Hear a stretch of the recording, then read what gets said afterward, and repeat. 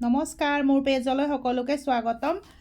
আৰু এয়া দুপৰীয়া আজি একোৱে নবনালোঁ, কাৰণ কি গাটো বহুত বেয়া লাগি আছে, টোপনি লাগি আছে আজিকালি। এতিয়া এই মাহটো চাবচোন, কিবা গাটো এলাহ লাগি থাকে। ইহঁতৰ কাৰণে কণী বইল কৰি দিছোঁ আৰু দালি বনাই দিছোঁ, আৰু মই এনেকৈ চব ধনিয়া পাতেৰে আলুটো বইল কৰি পিঁয়াজ চিয়াজ দি সেনেকৈ খালোঁ দেই। আজি ভাতটো খাই বহুত ভাল লাগিল। এনেকৈ ভাত খাই বহুত মজা লাগে, কিন্তু কেঁচা তেল দি লৈছোঁ। কেঁচা তেল দিলে মজা লাগে।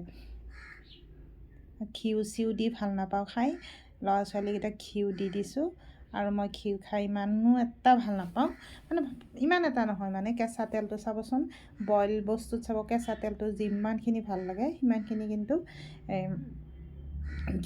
ঘি দিলে ভাল নালাগে। আৰু এই চাওক, মই ধুনীয়াকৈ এনেকৈ ধনিয়া পাত চাতেৰে সানি খাই আছোঁ। আপোনালোকেও আজি খাবচোন দেই, এনেকৈ এদিন আপোনালোকেও খাব। আৰু মই এনেকৈ খাই আছোঁ আজি। খাই বহুত ভাল লাগি গ'ল ভাতকেইটা। এনেকুৱা লাগিছে যেন একেবাৰে অমৃত খালোঁ, মজা লাগি গ'ল ভাতকেইটা খাই। আৰু পিঁয়াজ আৰু কেঁচা পিঁয়াজটো মজাই লাগি যায়।